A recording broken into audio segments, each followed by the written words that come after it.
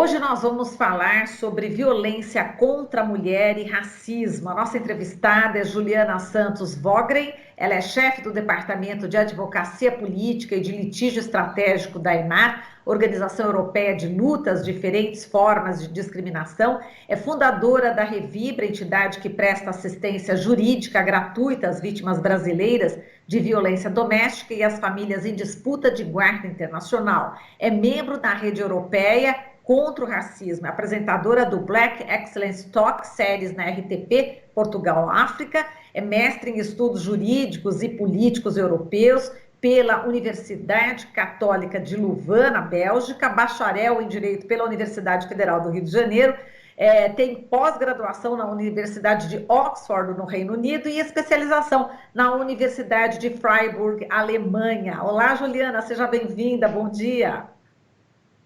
Bom dia, olá Marilu, prazer em conhecê-la e obrigada por me escutar. Prazer é o nosso. Bom, Juliana, a ONU Mulheres está alertando que o número de casos de violência doméstica aumentou em todo o mundo durante a pandemia. O confinamento, né, deixou aí agressores e vítimas trancados no mesmo espaço. Eu queria saber como que está aí a questão da Europa, depois eu te coloco alguns dados também aqui do Brasil para a gente fazer um paralelo. Como são os números aí na Europa, Juliana? Então, primeiro é importante explicar como é que é feito a coleta dos números, né, dos dados. Diferentemente do Brasil, os dados ligados à violência que são relatados pela polícia, muitos deles não são desagregados por gênero, etnia, raça, estatuto migratório. Então, existe uma percepção do número que representa a violência doméstica, mas sabendo que muitas dessas interpretações dos dados, às vezes, elas são feitas por analogia, porque não existe em muitos dos BOs das ocorrências a categoria gênero na violência. Então, é muito importante entender também que a interpretação da violência também vem, às vezes, muito mais de um esforço individual para entender como coletar esses dados, do que um sistema que traça isso de maneira uniforme. Esse é o primeiro passo. O segundo é a questão da realidade. A violência doméstica está aumentou muito durante o Covid, né? Ela virou uma pandemia dentro da pandemia, ela virou um estado de alerta. O que acontece muito é que o Covid, por exemplo, dentro da pandemia, foi um efeito que tirou o filtro, tirou a lente do que a gente mostra dentro da questão do tratamento e apoio a vítimas de violência, o que é a questão da falta de estrutura e a falta de um sistema adequado para tratar essas vítimas no momento de emergência. Então, já se sabia o que era violência. A violência aqui, ela ficou masqueada dentro da violência psicológica, que muitos dos casos se agregou à violência física, se escalou muito rápido da psicológica à física, aquele ciclo da violência, né, que nós conhecemos, do namoro, a ameaça, a agressão física, ou agressão psicológica, financeira, administrativa, e que volta de novo para a fase do romantismo, ele passou a ser um ciclo muito mais rápido. Então, o que a gente vê é que o ciclo ele foi interrompido, em alguma maneira, e a ordem de violência física aumentou muito. E o que a gente vê também é que, além disso, foi a falta de estrutura para acomodar essas vítimas, né? O que aconteceu também é que os abrigos não tinham estruturas adaptadas para receber essas pessoas. As polícias, às vezes, não estavam abertas para receber essas queixas, de maneira 24 horas por dia, por exemplo. E o que a gente aconteceu também, infelizmente, foi o aumento da violência contra a criança. As crianças começaram a ser vítimas diretas de violência. Se elas tinham antes um panorama de serem vítimas de violência indireta, na pandemia elas viraram vítimas diretas de violência, né? Então, essas três dimensões da violência fizeram que a pandemia só exacerbasse as falhas, os fossos da proteção jurídica ou da proteção social que tinham perante as vítimas antes da crise. O que a gente vê hoje é uma tentativa de se criar estruturas alternativas para acolher essas vítimas, mas coisas muito momentâneas e coisas que ainda concentram no indivíduo e não concentram numa reforma institucional ou numa reforma estrutural. Então, se você ainda coloca o recorte do gênero com o recorte da migração, se você ainda falar do recorte do gênero com o recorte da mulher brigante brasileira na Europa, aí você tem um nó de um fio de nylon, né? De tricô, muito pior do que era antes, né? Então você só colocou mais uma camada de problemas que tinha, porque você também tem a questão da vulnerabilidade do visto. As vítimas ficam expostas, além de serem vitimizadas pelo sistema, uma segunda vez, também ficam expostas a uma expulsão, né? Então, esse ciclo dos Covides só exacerbou os sistemas falidos, né? As faltas de proteções que existiam antes da crise começar. Agora, você percebeu pelas redes, né, em que você atua, que houve esse aumento no número de casos? Sim, houve um aumento. Na nossa rede Revibra, especificamente, nos 3 primeiros meses da pandemia, nós temos um departamento de pesquisa que pôde identificar, por exemplo, um aumento de 30% no casos de violência física, 50% no aumento do caso de violência para as crianças e quase 3 vezes mais os casos de tentativa de suicídio, desculpa. Então, além disso, né, além da questão de você ser vítima individual e ainda ser revitimizada pela falta de estrutura do sistema, ainda tem aqueles casos que o desespero é tamanho que as pessoas tentam acabar com a própria vida. Então, isso estatisticamente, dentro do nosso universo gênero brasileiro migrante, ficou muito mais identificado. E dentro das estatísticas atuais, das que foram feitas no recorte de gênero, a gente pode ver que sim, houve um aumento alarmante. E, entretanto, tem poucas pesquisas no momento. Outro dado que é importante falar também, Marilu, é que o feminicídio, em muitos países da Europa, ele é uma agravante de um crime. Então, você tem que primeiro conseguir provar o crime para depois conseguir provar a motivação. Então, é como se o fato de você matar uma mulher, por si só, fosse um segundo trabalho de uma técnica judicial, né? Então, muitos desses casos eles são tratados muito mais pela ótica do homicídio que pela ótica do feminicídio. E dentro da questão estatística, não existe hoje, além de não ter reconhecido o feminicídio como crime por si só, você também não tem a estatística que consiga analisar esse recorte, por causa da questão do desagregamento dos dados, como eu expliquei no início. Então, o que a gente consegue constatar em relatos pela imprensa e pelos relatos de organizações locais é que, sim, o feminicídio aumentou e muito. Inclusive, esse final de semana tivemos um caso de uma senhora brasileira que foi vítima de um homicídio na Itália. São casos que pitam quase semanalmente. Há 2 semanas atrás tivemos na Bélgica. Em Portugal, esse ano também foi campeão de feminicídio. Então, essas estatísticas ficam diluídas por uma falta de ter um recolhimento central desses casos que são expostos às pessoas. Então, o que a gente tenta entender também é como que a gente pode mapear essas incidências para mostrar não somente um problema da discriminação ou da violência do indivíduo contra um outro, na questão da violência de gênero dentro do aspecto individual, mas também dentro do sistema estrutural, né? Que é quando aquela vítima, quando o sistema também falha na proteção dessa vítima. E isso que é o nosso lema hoje, entender essas outras dimensões que vão além da forma de violência entre um homem e uma mulher. Exato, eu imagino, né, Juliana, a mulher brasileira que está aí na Europa, no exterior, não tem família perto, deve ser realmente um drama para essas mulheres quando elas são vítimas dessa violência, né? Sim, tem a questão da falta do apoio psicológico, número 1. né?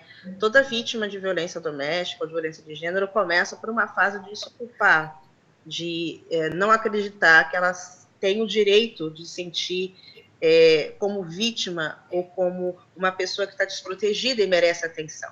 Depois você tem a questão da rede de apoio, você tem que ter uma rede de apoio. E dentro da migração, a gente sabe que essa rede de apoio é uma coisa que tem um tempo orgânico muito mais difícil dentro do seu contexto da onde você nasceu, se você estivesse no Brasil, por exemplo, né? Então, formar uma rede de amigos que te proteja e que para onde você possa correr é um processo que demora, né? E depois tem a questão da exposição, nem todo mundo quer se expor. Além disso, tem a questão também de como o Estado vê essa mulher migrante, não só a brasileira. Tem toda a questão do estereótipo, tem toda a questão da describilidade da vítima. E, além disso, tem a questão da impunibilidade dos agressores. Então, tem um descrédulo no sistema, tem uma força natural que é tentar descredibilizar essa vítima do início ao fim, quando ela vai tentar denunciar ou dar uma queixa do que está acontecendo.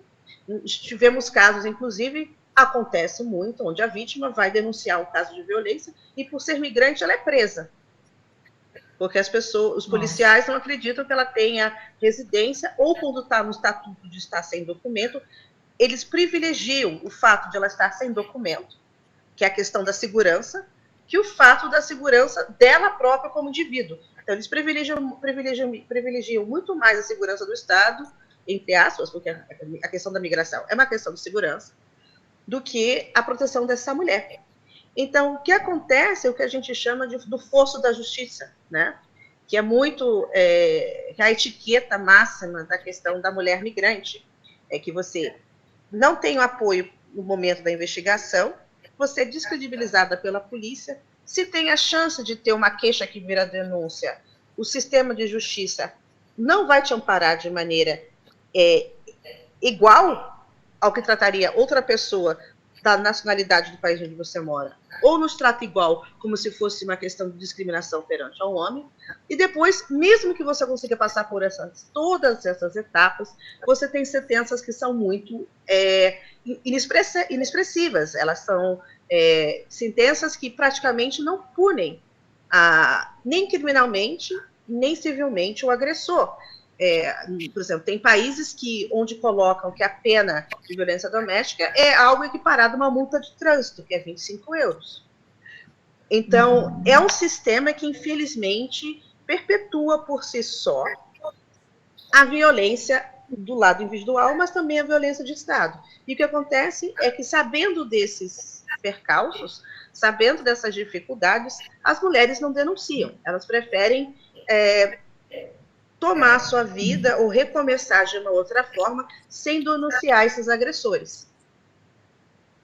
Quer dizer, exatamente, além de sofrer a violência, né, do indivíduo, enfim, daquela pessoa que agrediu, ela sofre violência do Estado, né, enfim, de todas essas esferas que você acabou de citar. Aqui no Brasil, Juliana, a gente tem aqui um dado do Fórum Brasileiro de Segurança Pública, que foi aí conseguido com exclusividade pelo Universa, do UOL, né, pela Camila Brandalize, e diz o seguinte, que o número de mulheres assassinadas aumentou 2,2%, né, de feminicídios a mais do que no mesmo período do ano passado. A pesquisa foi feita entre março e maio deste ano, com base aí nos registros de ocorrência enviados ao fórum por 12 estados brasileiros. Aqui aumentou. Quando a gente fala 2,2% de aumento, esse número, né, enfim, que faz refletir, né? Porque são 185,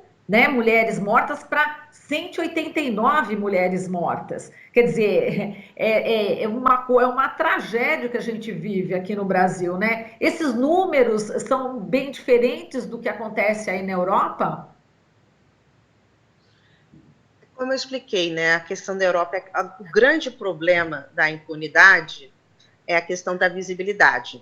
Se você não tem dados, você não existe. Então, você está navegando numa área onde a falta de resposta ela é justificada pela falta de dados. E como existe esse problema de desagregar o dado, quer dizer, o que a gente chama de desagregar? É separar o dado, por exemplo, do homicídio, e conseguir se classificar se esse homicídio é feito motivado pelo gênero, pela raça, pela questão LGBT. Essa questão dessa falta de harmonização desses dados e como esses dados são coletados faz com que o problema fique cada vez mais invisível. Então, diferente de dados, como você apresentou, aí no Brasil, o que a gente tem na Europa é o que a gente chama uma presunção do dado, né? É uma projeção, uma expectativa do dado. E pela expectativa do dado, nós chegamos a fatos e a valores assim consideráveis. Se você parar para pensar em países como a Bélgica, por exemplo, nós estamos em julho, do início do ano até hoje, foram 18 casos de feminicídio. Mas isso é monitorado por coletivos, não é monitorado pelo Estado. Isso são dados oficiais ou não? Depende de como o Estado vai querer avaliar a validade desses dados. Ano passado, nós tivemos os mesmos números, foram 16 feminicídios para um ano inteiro. Então, se você parar para pensar, nós estamos em julho, e já alcançamos mais do que o número expressivo de todo um ano, mostra que ele está somente aumentando. O que a gente também vê, Marilu, é que a imprensa está monitorando, vira um órgão de monitoramento. A imprensa vira um órgão de mapeamento. Então, o que a gente vê também é que os jornalistas estão cada vez mais colocando em matérias, artigos e colocando em evidência os casos de feminicídios e intitulando-os como tal, que está ajudando numa narrativa de se conseguir criminalizar o homicídio feito contra a mulher. Então, também vira aí o papel dos aliados, né? Então, você pode achar aliados de todo lado. Então, o que a gente acha que é importante, porque desse lado do Atlântico, é que existe essa visibilidade para a gente tentar um dia demandar uma reforma mais sistêmica, não só da questão legislativa, mas também do caso de políticas públicas, né? Eu não sou daquelas que acha que lei resolve tudo, porque se a legislação resolvesse tudo, né, a lei Afonso Arinos impediria o racismo no Brasil, o Brasil é um dos países mais racistas do mundo, a Lei Maria da Penha teria evitado o feminicídio, e como você mesmo falou, o feminicídio está em aumento. E o que falta para essa legislação ser eficaz? É um pacote de políticas públicas que trabalha desde a prevenção até o julgamento, a sanção de alguém, trazendo uma perspectiva holística, né? O que fazer com essa pessoa depois de uma violência, o que fazer com a família, com a célula. A violência nunca é só um problema individual, ela é um problema de uma família, ela é um problema de um grupo. Como trabalhar holisticamente com isso?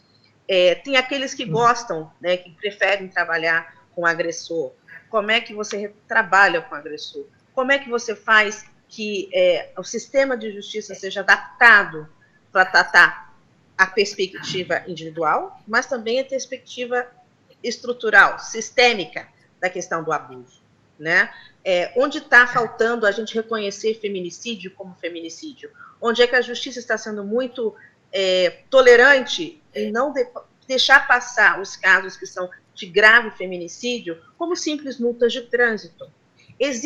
Tem necessidade de ter uma reforma aí que seja acessória à legislação. Então, o que a gente acha é que os números trazem à luz não somente a realidade, mas também trazem respostas para o futuro. Como é que você vai avançar e o que está faltando? Então, sim, existe um aumento, sim. Se você perguntar para mim, toda semana nós estamos casos de feminicídio em algum lugar da Europa, e se você botar o recorte migratório e às vezes até o recorte da identidade sexual, isso aumenta ainda mais, né?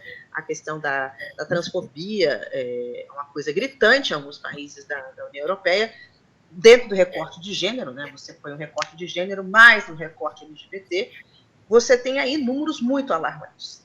Então, é necessário também entender a questão do feminicídio dentro desse aspecto, né, da invisibilidade, por que é invisível, quais são as estruturas que tem que mudar e para onde nós vamos pedir algum tipo de mudança no futuro.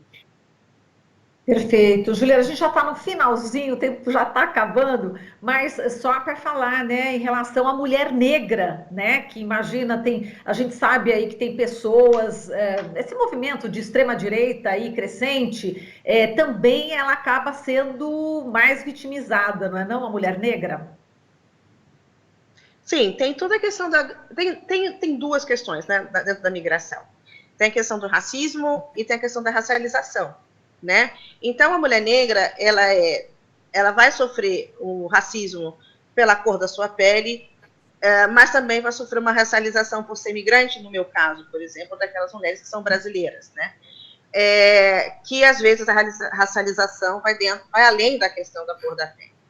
Então, dentro do movimento de extrema-direita, as mulheres negras viraram tipo a obsessão nacional. Né? Eu estive há 2 semanas atrás conversando com uma amiga que é deputada portuguesa no Parlamento Europeu. Na primeira vez na história, o Parlamento Europeu elegeu deputados negros, né? A primeira vez na história. E essas 3 pessoas negras, que são 3 mulheres, viram uma paixão nacional em termos de discurso de ódio. E você não vê diferente disso em outros países. Então, o que você vê é que a mulher negra, dentro desse espectro, é um grupo muito isolado e muito sozinho, muito solitário. Então, você tem a questão de você sofrer o racismo de maneira individual todos os dias.